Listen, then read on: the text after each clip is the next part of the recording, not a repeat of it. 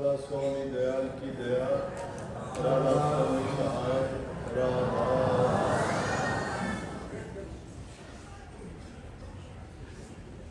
प्यारे साध संगत जी, बहुत अच्छी बात है सत्संगियों के लिए दर्शन का, सत्संग का बहाना चाहिए। ये वाणी अभी जो थी कि सत्संग सा तीर्थ कोई नहीं, इसमें मैं पहले एक शब्द लिखा था जो अभी ये गाया है। 2 दिन पहले सत्संग भी इसी पे किया। सत्संग बहुत सुलभ है, आसान है। नाम का अभ्यास करना कठिन है, लेकिन सत्संग करना आसान है। परंतु सत्संग जो करता है, सत्संग सुनता है, उसके लिए ध्यान और भजन आसान है। सत्संग वो रास्ता है जो हमें भक्ति के मार्ग पर चलने के लायक बनाता है और मंजिल तक पहुंचाता है। क्योंकि सत्संग से हमारे बुरे विचार, बुरे ख्यालात, बुरी आदत, जो भी कुसंग का प्रभाव हमारे ऊपर होता है, आपस का कुसंग तो शायद हम दूर कर लेते हैं, लेकिन सबसे बड़ा कुसंग इस जीव के साथ में मन और माया का लग गया। और मन और माया की गांठ जब तक नहीं खुलती, जब तक के हम सतगुरु की शरण में जाके उनके उपदेश को मान के अपने जीवन को उस रास्ते पर नहीं लगाते। और वो रास्ता सिर्फ सत्संग है। लेकिन जो आदमी सत्संग को समझता ही नहीं है, मानता ही नहीं है, जानता नहीं है, अगर वैसे ही कह दे सत्संग की बातें आसान लगती है, सुनने में अच्छी भी लगती है, लेकिन मानना बड़ा कठिन है, उन पर चलना बड़ा मुश्किल है। ये रास्ता बड़ा टेढ़ा है। आ भी जाएंगे, बैठ भी जाएंगे, एक उद्देश्य नहीं होता इंसान, कोई देखने के लिए आता है कि सत्संग देखें क्या करते हैं। और फिर वो जो कुछ दृष्टि वाले लोग होते हैं वो गुण ग्रही होते, गुण लेके नहीं जाते। वहाँ से क्या कहेंगे वो बातें बाहर जाके, और वहाँ तो जाके इकट्ठे होते हैं ना, वो हलवा बनाते हैं और खाते हैं, थोड़े 2-4 शब्द गीत गा लिए और उसके बाद छुट्टी को देते हैं। उन्होंने सत्संग को जाना है कि वो अच्छाई नहीं देख सकते। नेक इंसान, गुणग्रही इंसान हमेशा, चाहे उसको बुरी से बुरी जगह से गुजरना पड़े, वहाँ से भी वो अच्छे गुण लेके आए, क्योंकि उसको गुण ज्ञान करने की आदत नहीं है। और जिसको ये आदत है बुराई देखने की, बुराई करने की, क्योंकि उसके हृदय के अंदर वही कचरा भरा हुआ है। हमने हमारे दिमाग को कचरे का ढोल बना लिया है, जो भी बुराइयां हैं जितनी उसमें डालते हैं। मुख्य रूप से कह देते हैं कि निंदा ना करो, ईर्ष्या ना करो, चुगली ना करो, किसी को दोष ना देखो। अगर किसी के हम दोष देखते हैं, दुर्गुण देखते हैं, इसका मतलब ये कि हमारी जरूरत और चाह वैसी है। इंसान को दूसरे के बुराइयों को नहीं देखना चाहिए। किसी में अगर अच्छे गुण हैं वो ग्रहण कर लेने चाहिए, बाकी की चीज छोड़ देनी चाहिए। मैं एक एग्जाम्पल दिया करता हूँ कि आज़ादी से पहले ये हवाई जहाज का इतना चलन नहीं था, जिसमें हमारे पुराने नेता हुए आज़ादी की लड़ाई के लिए जिन्होंने आंदोलन चलाए, लड़ाइयाँ लड़ी। तो महात्मा गांधी एक बार पानी के जहाज में सफर कर रहे थे, तो उस टाइम में यहाँ विदेशी लोग भी पानी के जहाज़ों से आते जाते थे। गरीब आदमी तो किस लिए जाता, कोई काम ही नहीं था। कुछ जो व्यापारी लोग थे वो जाया करते, दूसरे देशों से व्यापार करते थे। लेकिन इस तरह से जाने वाले जैसे यात्री लोग, विद्यार्थी लोग भी पानी के जहाज से सफर करते थे।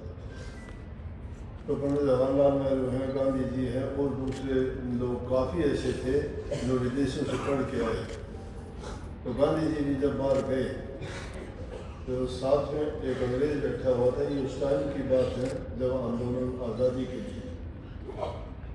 तो क्योंकि उनको पता था कि ये आज़ादी में बढ़ चढ़ के भाग लेते हैं, लोगों को ये तुम्हारे विरुद्ध भड़काते हैं, उनके तो विरुद्ध था, लेकिन देश के लिए तो फेवर में था, देश की स्वतंत्रता के लिए लड़ाई करते थे। तो उसने एक कागज़ लेके और कागज़ पर जो उसके मन में आया उतनी बुरी से बुरी बातें लिख के 2-3 कागज़ जोड़ के उन्हें ऑल पेन लगा के जो उनको पन्नों को इकट्ठे कर दे और वो कागज़ पकड़ा दिया गांधी। गांधी जी ने बड़े ध्यान से उनको सबको पढ़ने के बाद में मुस्कराए और उन्होंने उनकी उस पेन निकाल के वो तो रख ली और वो कागज़ फाड़ के पानी में डाल। अब उसको तो इस बात की भी चिढ़ हो गई, वो सोचने लगा तुमने तो जो तेरा बुरे से बुरा तो कर सकता था वो कर दिया, लेकिन इस इंसान ने तो धैर्य, धीरज, धैर्य रखना, सहनशीलता, किसी बात को सहन करना, ये महानता का लक्षण है। जिस प्रकार से खोद खाद धरती से काट बाट बन रहा, दुष्ट वचन तो सज्जन से है, उसे सहा नहीं था। कितने भी जमीन को खोदो पाड़ो क्या क्या कर दिया, लेकिन ये कुछ नहीं करती, सहन कर लेती। और काट बाट बन रहा, कितने जंगलों को काट के हमने क्या क्या कर लिया, लकड़ियों और पेड़ों को काट के, लेकिन उतने ही फिर हो जाते हैं। तो कहते हैं काट बाट बंद जो है वही सहन कर सकता है, लेकिन उसी प्रकार से कटु वचन अगर कोई बोलता है तो सज्जन पुरुष ही, धैर्यवान पुरुष ही, सहनशील इंसान ही, जो विशाल हृदय है वही बर्दाश्त कर सकता है।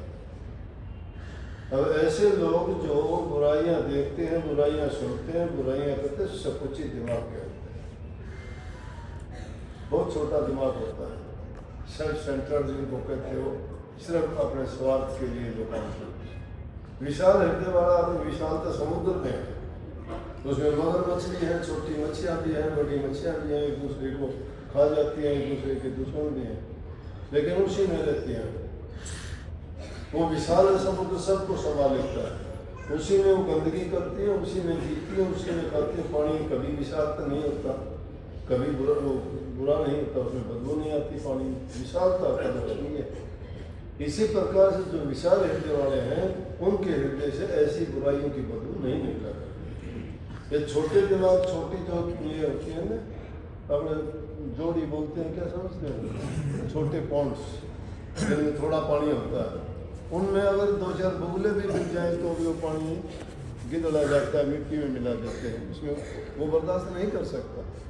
ये विशालता की बात थी। गांधी जी ने आलपिन तो लेके अपने कोट में लगा ली, कागज फाड़ के फेंक दी। वो पूछने लगा कि आपने इस पिन को क्यों नहीं पढ़ा? बोला वो कागज मेरे किसी काम के नहीं थे, ये पिन मेरे काम आए। मतलब बुराइयों में भी उन्होंने अच्छाई निकाली। इंसान की सोच पर निर्भर करता है। जब तक इंसान की सोच नहीं बदलती ना, इंसान के पास कुछ भी हो जाओ वो भिखारी है। और जिस इंसान की सोच अच्छी है वो दाता है, वो बादशाह है। ये हालत यार किसी फकीर की हो सकती है, क्योंकि वो परमात्मा का लक्षण है। जिसके पास कुछ भी वो मालिक की रजा और मौज में रहना चाहता है। तो सत्संग हमें सिखाता है कि हमें किस प्रकार से अपने जीवन को अच्छा बनाएं, और उसके लिए सबसे पहली और बड़ी बात है इंसान का चरित्र नुकसान। चरित्र में एक चीज नहीं आती, चरित्र में सब चीज आती, सब चीज आती, वो चरित्र है। कभी एक छोटी सी बात के लिए चरित्र को ये मानते हो कि कोई काम वासना में गिरा हुआ है, वो गिरा हुआ है, नहीं। काम वासना तो एक प्रकृति की दी हुई चीज है, वो हर जीव में है। लेकिन चरित्रवान समय के अनुसार जरूरत के मुताबिक जो चीजों का उपयोग करता है कोई बुरा नहीं है। प्रकृति ने नियम बनाया, अगर वो नहीं हो तो सृष्टि का विनाश हो जाएगा, चलेगी नहीं। काम महाराज की सृष्टि की रचना खत्म हो जाएगी। लेकिन चरित्र में क्या आता है कि इंसान सच्चा हो, दूसरे का मददगार हो, किसी को किसी प्रकार की दुख तकलीफ ना दे, किसी के रास्ते में अच्छे काम करने वाले के रास्ते में बाधा ना बने, गरीब दीन दुखी की सहायता मदद करे, जो उससे बन पड़ता है तन से मन से वचन से हर प्रकार से वो उसकी सहायता करे, उसको सुख पहुँचाए।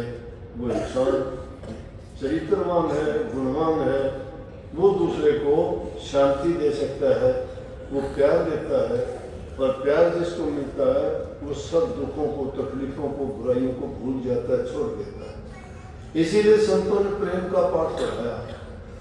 मीरा ने सारी जिंदगी यही गीत गाए, मैं तो प्रेम दीवानी, प्रेम दीवानी। तो प्रभु के प्रेम में दीवाना हो जाता है, क्या जरूरत है, कोई देखता थोड़ा। इंसान को इन चीजों के कारण गिरावट आ जाती है। जिसका चरित्र ऊंचा है वो घर में भी अच्छा है, समाज में भी अच्छा है, वो सत्संग में जाए, जहाँ कहीं जगह पे जाएगा उस जगह पे वो जाके नेक काम करेगा। जो आदमी नेकी से चलता है वो नेकी के रास्ते बस आगे ही बढ़ता चला जाता है, कभी गिरावट नहीं आती। लेकिन जो आदमी बस लालची हो जाता है, स्वार्थी हो जाता है, वो आदमी गिरता ही चला जाएगा, उठेगा नहीं।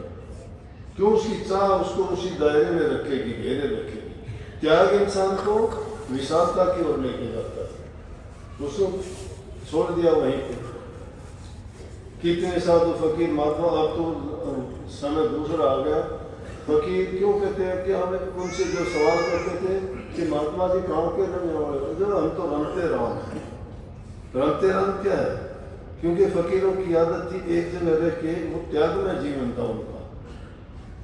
अब इस युग में संतों ने यह रास्ता इसलिए बताया कि अगर कोई त्याग करता है, अकेला त्याग करके बैठ जाओ, क्या फायदा किसी। लेकिन संत दुनिया में आते हैं, गृहस्थ में आते हैं, और वो गृहस्थियों में रह के ही उन्हीं की तरह से जीवन जीते हुए उनको सही रास्ता दिखाते हैं कि गृहस्थ रुकावट नहीं है। गृहस्थ भक्ति में रुकावट नहीं है, सहायक है। क्योंकि इंसान की जब तक मौलिक जरूरतें पूरी नहीं होती तो उनके लिए तड़पता फिरता है। भूख तलब की रोटी के लिए इंतजार करोगे अकेले हो तो कि कोई मुझे रोटी दे जाए, या ढूंढते फिरोगे मुझे कुछ पेट भरने के लिए मिल जाए। क्योंकि सब ने, फकीरों ने, महात्माओं ने, संतों ने कहा कि ये भूख सबसे बुरी है, जो दर दर पे भागी फिरती है टुकड़े के लिए। कबीर साहब देखे, कबीर खुद या कुकरी करे भजन में भंग था, वो टुकड़ा डाल के भजन करो निशा। कि ये कुत्ते की तरह से है कुकरी, वो भजन में भंग डाल के भजन नहीं, भक्ति नहीं कर सकते। तो हमारी पहली जरूरत, तो मौलिक जरूरत में ये है कि हमें काम करना चाहिए। जो इंसान काम नहीं करता है, अपना कमा के नहीं खाता है, हलाल की कमाई नहीं है, शुद्ध अन्न नहीं है, तो उसके शुद्ध विचार कभी हो ही नहीं सकते। ईमानदारी का, सच्चाई का जो आदमी अन्न खाता है, यूँ समझो कि उसके विचार शुद्ध हो जाते हैं। ऐसे घर से तुम्हें अगर अन्न मिल भी जाता है, जिस घर में प्रेम है, शांति है, हर प्रकार से वहाँ के जो घर के परिवार के लोग हैं वो एक दूसरे से प्रेम करते हैं, और प्रेम का बर्ताव जानो घर सौरभ के समान, उस घर का पानी भी इंसान पीता है तो उसको खुशी मिलती है। और एक ऐसी जगह होती है, तुम जाओगे उस घर में शांति नहीं है, लड़ाई झगड़ा है, तो काल का वासा होता है। जहाँ प्रेम होता है लक्ष्मी का वासा होता है। उन घरों में कभी कमजोरी नहीं आती, कभी गरीबी नहीं आती। क्यों? हर आदमी अपना कर्तव्य, अपना सारे जितने भी उसकी दायित्व हैं उनको टाइम पर पूरा करता है।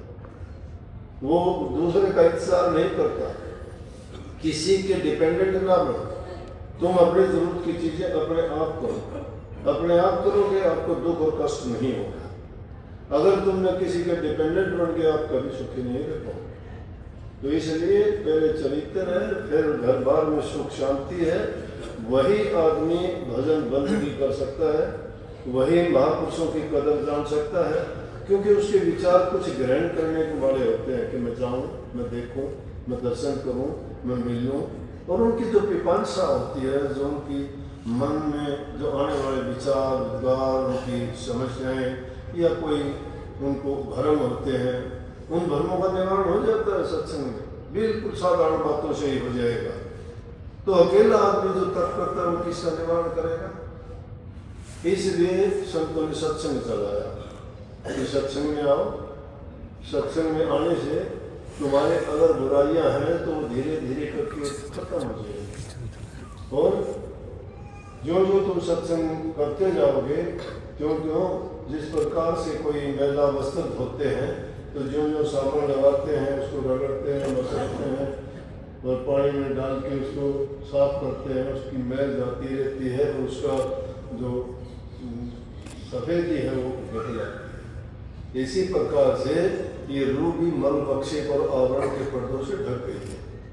और सत्संग में जाने से, सत्संग के वचन सुनने से, महापुरुषों के दर्शन करने से, सत्संगों के मेल मिलाप से, उनसे ज्ञान की चर्चा करने से, भजन बंदगी की बातें सुनने करने और निर्णय देने से उनका सारी समस्याओं का हल हो जाता है। इसलिए सत्संग में आया करो, गाया करो, बजाया करो, वो भी